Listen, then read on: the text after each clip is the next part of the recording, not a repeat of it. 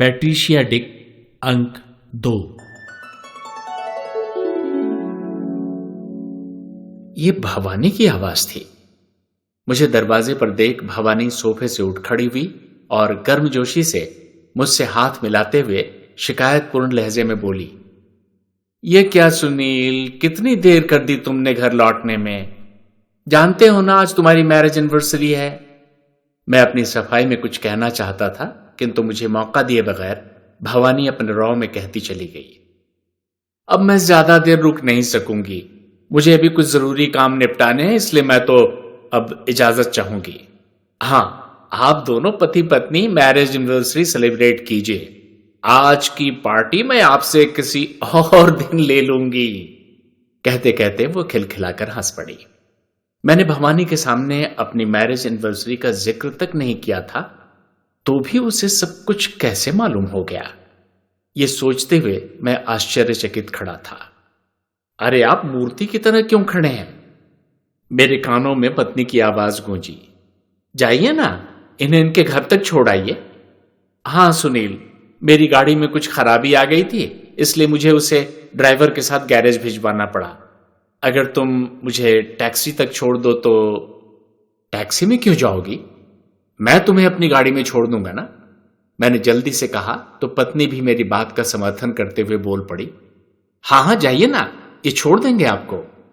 भवानी कुछ न कहकर मेरे साथ बाहर निकल पड़ी। रास्ते भर हम में कोई खास बात नहीं हुई। मैं चुपचाप ड्राइव करता रहा और भवानी मेरे कंधे पर सर टिकाए आंखें मूंदे किन्हीं ख्यालों में खोई रही। घर पहुंचकर वह मुझे सीधे अपने बेडरूम में ले गई और मुझे बेड पर बैठने का इशारा कर प्रेम से बोली, सुनील तुम 2 मिनट बैठो, मैं अभी चेंज करके आती हूं। यह कहकर वह अपने चेंजिंग रूम में चली गई। जब वो बाहर आई तो मैंने देखा उसने झीनी नाइटी पहन रखी थी। आते ही वह बोली, सुनील मैंने तुम्हारे घर पर झूठ बोला था कि मुझे जरूरी काम निपटाने हैं।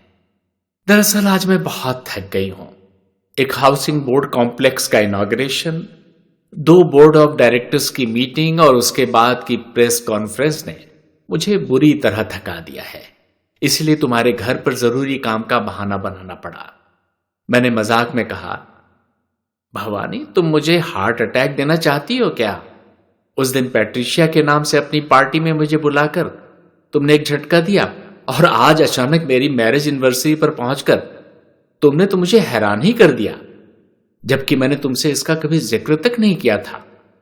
तुम्हें मालूम कैसे पड़ा? वो मुझे टालते हुए बोली, छोड़ो सुनील, तुम किन पचड़ों में पड़ गए, मैं इसके बारे में तुम्हें फिर कभी बताऊंगी। अब रही तुम्हारे हार्ट अटैक की बात, तो देखो मैं पारंपरिक मूल्यों से बंधी कोई ऐसी आदर्श नारी तो नहीं हूं जो तुम्हारी बात पर कहे, काश तुम्हारा यह हार्ट अटैक मुझे आ जाए। यदि आ जाए तो मैं सचमुच स्वयं को खुशकिस्मत समझूंगी। तुम्हारी हर मुसीबत को अपने सर पर लेना मेरा सौभाग्य होगा। मैंने बात की गंभीरता को हंसी में बदलते हुए कहा, डोरे डाल रही हो? नहीं, उसने उत्तर दिया, अब मेरी डोरे डालने की उम्र कहां रही। सच पूछो तो मुझे इसकी जरूरत भी नहीं है, क्योंकि जिसे देखो वही मुझ पर डोरे डालना चाहता है, पर मैं उन लोगों को खूब पहचानती हूं। मैंने विषय बदलते हुए कहा, अकेली रहती हो? इस पर वो बोली, अकेली क्यों, 8-10 लोग साथ रहते हैं। कुक है, साफ सफाई करने वाली है, मेरी पर्सनल सेक्रेटरी है, माली है, चौकीदार है। हां, अगर तुम किसी रिश्तेदार या हस्बैंड के विषय में पूछ रहे हो तो मैं नितांत अकेली हूं। क्यों, शादी नहीं की? मैंने चुटकी लेते हुए पूछा। नहीं, उसने एक लंबी सांस खींचते हुए कहा, इस विषय में सोचने का कभी वक्त ही नहीं मिला, या यूं कहो ऐसा कभी कोई मिला ही नहीं जिसके लिए वक्त निकालती। एक मिला था, लेकिन खैर छोड़ो इन बातों को। आज तुम्हारी मैरिज एनिवर्सरी है, देखो मैं आज तुम्हारी कोई खास खातिरदारी तो कर नहीं सकती, क्योंकि मैंने आज सारे नौकरों की छुट्टी दे रखी है। यह कहकर वह उठी और फ्रिज से कोल्ड ड्रिंक्स की 2 बॉटल लाकर गिलासों में डालती हुई एक गिलास मेरी ओर बढ़ाकर बोली, cheers for your marriage anniversary. Cold drinks के बीच हम यूं ही बातें करते रहे। सच तो यह था कि हम दोनों के पास एक दूसरे के कहने के लिए बहुत कुछ था, किंतु संकोच की एक दीवार बीच में थी जो हमें सहज होकर एक दूसरे के सम्मुख अपना दिल खोल देने से रोक रही थी। अपना कोल्ड ड्रिंक खत्म करते हुए उसने कहा, कोल्ड ड्रिंक खत्म करो सुनील, घर पर दीदी अकेले बैठी तुम्हारा इंतजार कर रही होंगी। देर से पहुंचोगे तो उनके गुस्से का निशाना मैं बनूंगी। वे दोबारा फिर कभी मुझे अपने घर में नहीं घुसने देंगी। उनकी बात से मुझे एहसास हुआ कि मुझे सचमुच आज जल्दी घर लौट जाना चाहिए। मैंने फौरन अपना गिलास खाली किया और गुड नाइट स्वीट ड्रीम्स कहकर उससे विदा ली और घर से बाहर निकल आया। हठात मुझे याद आया कि मैं अपना रुमाल वहीं भूल आया हूं, सो तुरंत वापस उसके घर गया। ड्राइंग रूम में पहुंचते ही मेरे पांव सहसा ठिठक गए। भवानी टेलीफोन पर किसी से बातें करते हुए कह रही थी, हाँ महेश, कहो क्या हुआ? वो 5 लाख रुपए पहुंचा दिए ना गोपाल कृष्ण साहब को? हाँ, वो बड़े स्वाभिमानी इंसान हैं। उन्हें यह भनक नहीं लगनी चाहिए थी कि वो 5 लाख रुपए मैंने भेजे हैं। ओके, ठीक है। इसके बाद लाइन कट गई। 5 लाख और महेश सुनकर मेरा माथा ठनका। तो क्या वो 5 लाख रुपए देने वाला भगवान का भेजा देवदूत नहीं बल्कि भवानी का आदमी था? रास्ते भर भवानी, महेश और 5 लाख का चेक मेरे दिमाग में घूमते रहे। समझ में नहीं आ रहा था कि भवानी को मेरी हर बात की खबर कैसे हो जाती है। क्या उसने मेरे पीछे कोई जासूस लगा रखा है? पहले तो उसने 5 लाख रुपए भेजकर मेरी मदद की, फिर बिना बताए अचानक मेरी मैरिज एनिवर्सरी पर बधाई देने पहुंच गई। मैं अपनी इसी उधेड़बुन में ऐसा डूबा हुआ गाड़ी चला रहा था कि एक जगह एक्सीडेंट होते होते बचा। घर पहुंचने पर पत्नी को अपनी प्रतीक्षा में सोफे पर बैठा पाया। मेरे लाए हुए गिफ्ट्स पैकेट ज्यों के त्यों टेबल पर पड़े हुए थे। उसने उन्हें हाथ तक नहीं लगाया था। मैंने पैकेट्स उठाकर उसे थमाते हुए प्यार से कहा, very very happy marriage anniversary. उसने पैकेट्स ले लिए किंतु कहा कुछ नहीं। फिर उन्हें वापस टेबल पर रखते हुए उसने पूछा, खाना लगाऊं? मैंने गौर से उसके चेहरे की ओर देखते हुए पूछा, नाराज हो? उसने संक्षिप्त सा उत्तर दिया, हां। मैंने फिर पूछा, क्या इसलिए कि मैं पैट्रिशिया को उसके घर छोड़ने क्यों गया? नहीं। इसमें नाराजगी की क्या बात है? वो तो मैंने स्वयं आपसे कहा था। तो फिर ऐसा क्या गुनाह हुआ मुझसे कि तुम इतनी नाराज हो? इस पर वो तुनक कर बोली, तुमने लौटने में इतनी देर क्यों लगाई? तुम्हें पता है मैं घर में अकेली बैठी तुम्हारा इंतजार कर रही हूं। मेरा सारा मूड चौपट कर दिया है तुमने। अब चलो, मैं खाना लगाती हूं, खाना खाकर सो जाते हैं। उसने बुझे से स्वर में कहा। तो मैंने प्यार से उसका हाथ थाम लिया और बोला, बस इतनी सी बात पर नाराज हो गई हमारी बेगम? सॉरी, आगे से ऐसी गलती कभी नहीं होगी। आज के दिन इतनी जल्दी खाना खाकर सो जाने का क्या तुक है? आज हम बाहर चलकर किसी बढ़िया होटल में खाना खाएंगे और फिर अपनी मैरिज एनिवर्सरी के उपलक्ष्य में नए सिरे से सुहाग रात भी मनाएंगे। इस पर वो शर्मा गई और बोली, धत, बड़े बेशर्म हो। इसके बाद लंबे समय तक मेरे और भवानी के बीच कोई बातचीत नहीं हुई। वैसे भी मेरी पत्नी की डिलीवरी का वक्त निकट आ रहा था। पत्नी की पहली पहली प्रेगनेंसी में आने वाली कॉम्प्लिकेशंस के चलते मैं भीतर से बहुत परेशान था। मेरा ब्लड ग्रुप बी है और मेरी पत्नी का ORH नेगेटिव, जो एक दूसरे के कॉम्प्लीमेंट्री नहीं है। इसके अलावा और भी तमाम तरह की समस्याएं थी। कभी मां एनीमिक हो जाती तो कभी बच्चा। जैसे जैसे डिलीवरी करीब आ रही थी मेरी मुसीबतें भी बढ़ती जा रही थी। कल ही जांच करने के बाद डॉक्टर ने बताया था कि बच्चा पेट में उल्टा हो गया है, डिलीवरी में प्रॉब्लम हो सकती है। मैं अभी ऑफिस में आकर बैठा ही था कि इंटरकॉम बज उठा। मेरी सेक्रेटरी ने बताया, सर आपके घर से फोन है, आपकी पत्नी की तबीयत ठीक नहीं है, पेट में जोरों का दर्द है। यह सुनकर मैं ऑफिस का काम जहां का तहां छोड़कर घर के लिए चल पड़ा। घर पहुंचकर पाया भवानी वहां पहले से ही मौजूद थी। उसके बोलने की आवाज बाहर तक आ रही थी। दीदी, अब बिल्कुल देर नहीं करनी चाहिए, हमें जल्दी से जल्दी हॉस्पिटल पहुंच जाना चाहिए। मेरी पत्नी उसे रोकते हुए बोली, थोड़ी देर और रुक जाओ पैट्रिशिया, उन्होंने कहा है वे तुरंत घर पहुंच रहे हैं। इस पर भवानी आग्रह भरे स्वर में बोली, दीदी आप समझने की कोशिश क्यों नहीं करती? देर करने से कोई प्रॉब्लम खड़ी हो गई तो क्या होगा? गोपाल को हॉस्पिटल तो पता ही है, वे खुद वहां पहुंच जाएंगे। चलिए उठिए। वह मेरी पत्नी के बगल में बाहें डालकर उसे उठा ही रही थी कि मैं कमरे में दाखिल हुआ। मुझ पर नजरें पड़ते ही वो शिकायत भरे लहजे में बोल उठी, मैं तुमसे बहुत नाराज हूं गोपाल। मैं इतनी गैर हो गई कि दीदी की यह हालत होने पर भी तुमने मुझे खबर तक नहीं की। वो तो मुझे किसी तरह इनकी हालत के बारे में मालूम पड़ गया तो मैं भागी भागी चली आई। भवानी को ऐसे नाजुक मौके पर अपने घर में पाकर मैंने भगवान को कोटिशा धन्यवाद दिया कि शायद मेरी सहायता के लिए ही उन्होंने भवानी को भेजा है। अब मुझे चिंता करने की कोई जरूरत नहीं है। औरत औरत की व्यथा अच्छी तरह जानती है, इसलिए भवानी प्रभा को संभाल लेगी। मैं यही सोचता खड़ा था कि वह लगभग डांटते हुए बोली, तुम मर्दों का क्या, बीवी घर में इतनी बीमार पड़ी है और मियां आराम से कंपनी में बैठे हैं। आज उसका इस तरह से झगड़ना मुझे मधुर लग रहा था। ऐसा लग रहा था मानो एक साली अपने जीजा से लड़ रही हो। उसने फिर मुझे ताना मारते हुए कहा, अरे भले आदमी, कम से कम मुझे एक फोन तो कर दिया होता। इस पर मैंने भी व्यंग्य बाण छोड़ते हुए कहा, कहां फोन करता, कहीं अता पता था तुम्हारा? अरे हर जगह फोन करने पर यही पता चलता था कि मैडम आउट ऑफ कंट्री हैं। हमारी ये नोकझोंक चल ही रही थी कि प्रभा ने दर्द से कराहते हुए झुंझला कर कहा, अरे तुम लोग अपनी अंत्याक्षरी बंद करो और मुझे अस्पताल ले चलो। मेरी जान पर बनी है और तुम अपनी बहस में लगे हो। यह सुनकर हम दोनों शर्मिंदा से हो उठे। भवानी ने मुझसे कहा, तुम दीदी को लेकर नीचे आओ, मैं कार निकालती हूं। इसके बाद वह एक क्षण भी देर किए बिना बाहर चली गई।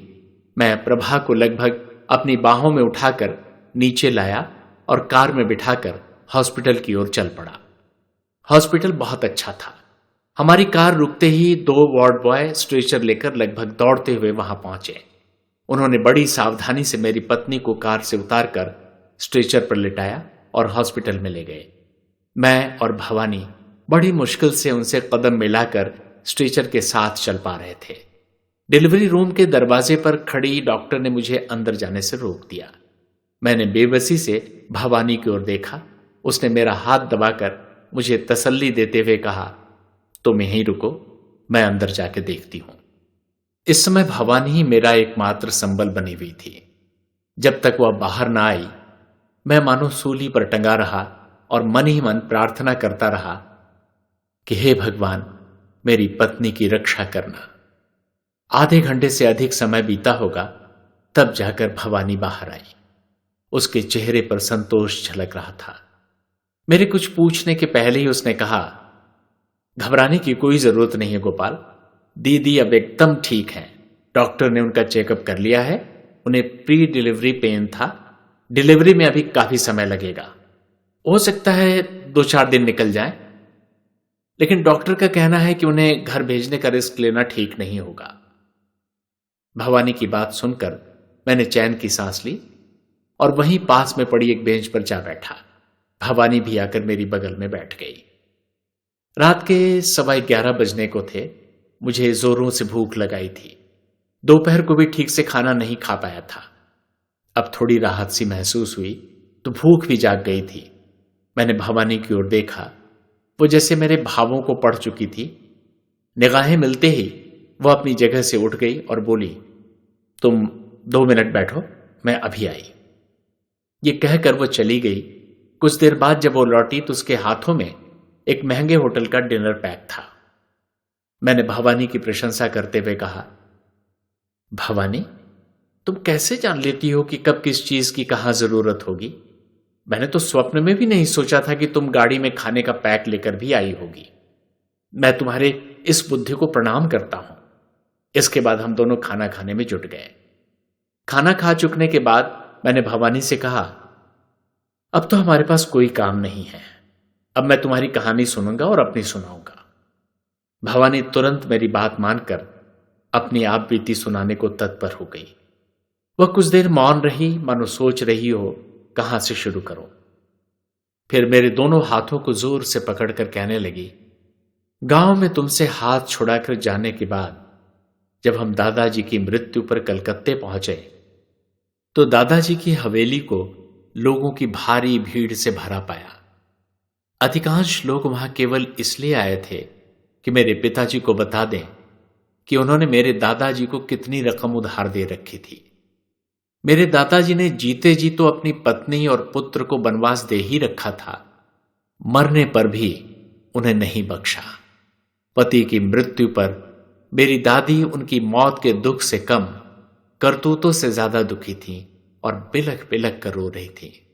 मेरे पिता दादाजी के प्रत्येक लेनदार की बातें सुनकर सभी को रकम चुकाने का वादा कर रहे थे। शमशान तक पहुंचते पहुंचते अर्थी के साथ मात्र 8-10 लोग ही बचे थे। बाकी के बीच में ही अपने अपने रास्ते जा चुके थे। 8-10 लोगों के साथ ही पिताजी ने अपने पिता का दाह कर्म पूर्ण किया। दादी अक्सर दादाजी के स्वभाव के बारे में बातें करते हुए बताया करती, दादाजी खानदानी रईस थे। काम करना उनकी दृष्टि में खानदान की शान को बट्टा लगाने जैसी बात थी।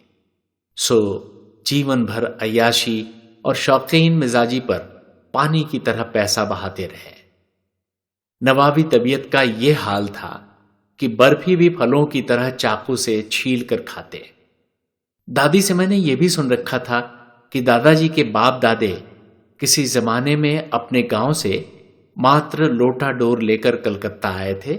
उसी लोटे डोर की सहायता से कुएं का पानी खींचकर प्यासे राहगीरों को पिलाते और बदले में मिली पाई दो पाई जोड़कर उन्होंने अपना पेट भी भरा और आगे चलकर खुद का व्यवसाय भी आरंभ किया।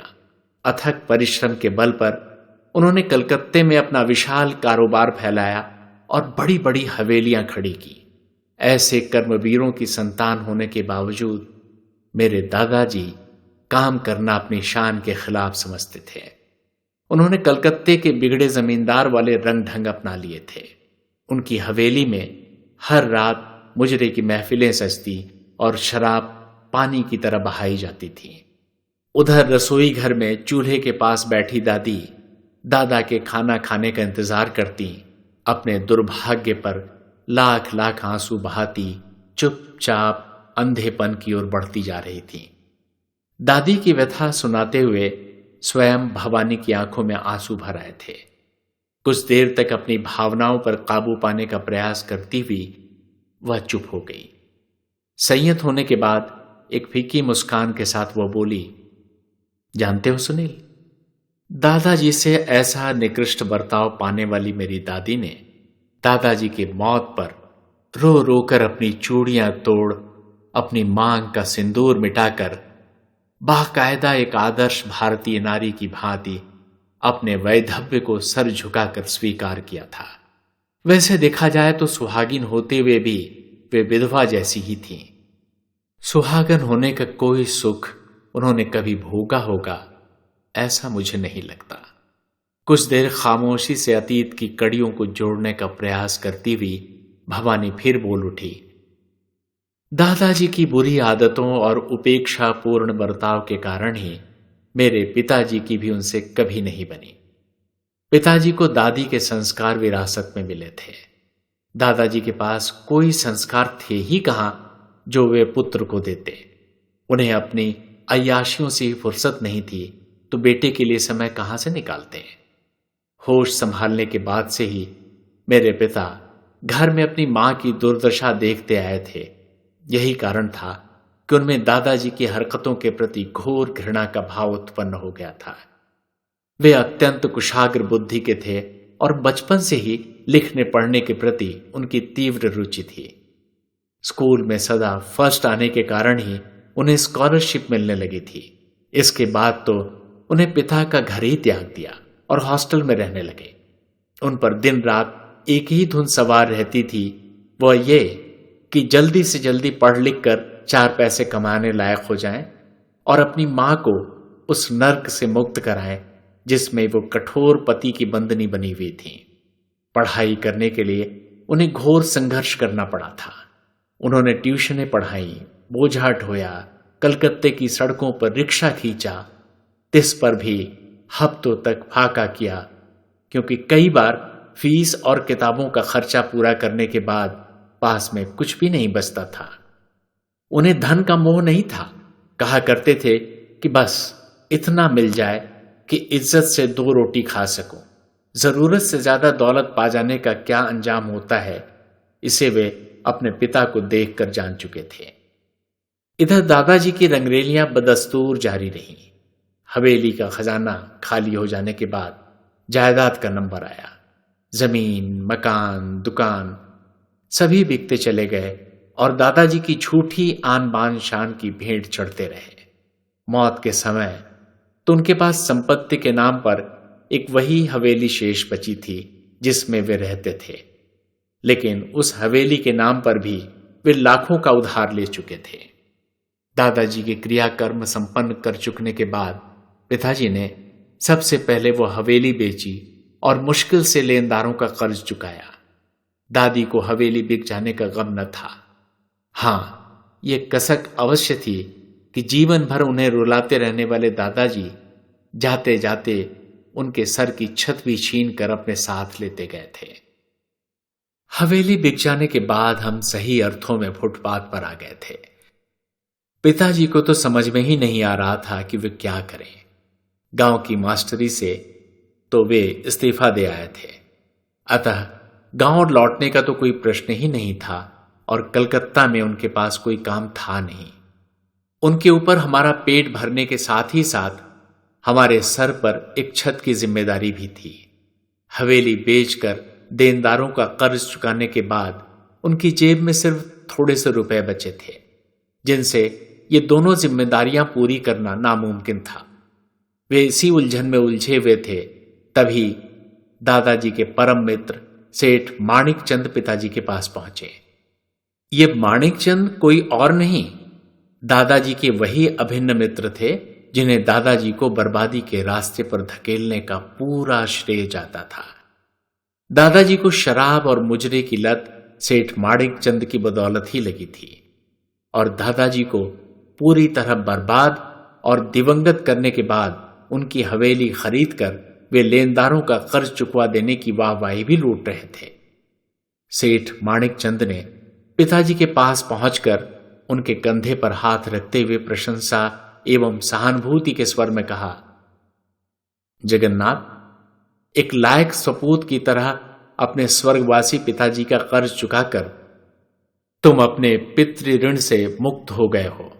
तुम्हारे स्वर्गवासी पिता की आत्मा स्वर्ग से अवश्य तुम्हें आशीर्वाद दे रही होगी। अब आगे क्या करने का इरादा है? उन्होंने पिताजी से प्रश्न तो किया, पर उत्तर देने का अवसर दिए बिना खुद ही कहने लगे, सुना है तुम गोल्ड मेडलिस्ट होने के साथ ही साथ एक ट्रेंड अध्यापक हो। मैं एक कॉलेज का ट्रस्टी हूं। यदि तुम्हें कोई आपत्ति न हो तो मैं अपने कॉलेज में तुम्हें प्राध्यापक की पोस्ट पर लिखवा सकता हूं। यही नहीं, कॉलेज के कैंपस में तुम्हारे रहने की व्यवस्था भी करवा दूंगा। आखिर तुम्हारे पिता का मित्र होने के नाते मेरा भी तो कुछ फर्ज बनता है। सेठ माणिक चंद की उन चिकनी चुपड़ी बातों में अवश्य कोई फरेब छुपा रहा होगा जिसे पिताजी उस समय समझ नहीं पा रहे थे, लेकिन अपने सर पर मंडराती घर और नौकरी दोनों गंभीर समस्याओं से छुटकारा पाने का कोई विकल्प न होने के कारण पिताजी ने सेठ माणिक चंद का प्रस्ताव स्वीकार कर लिया। कॉलेज कैंपस में रहकर पिताजी ने सेठ माणिक चंद के कॉलेज में पढ़ाना आरंभ कर दिया। सर पर छत और रोटी का इंतजाम हो जाने के बाद पिताजी को मेरी पढ़ाई की चिंता हुई और उन्होंने मेरा नाम अपने ही कॉलेज में लिखवा दिया, किंतु कॉलेज में मेरा नाम भवानी दीक्षित न होकर पार्वती दीक्षित था। सुनील, मेरे नामकरण की भी एक रोचक कथा है।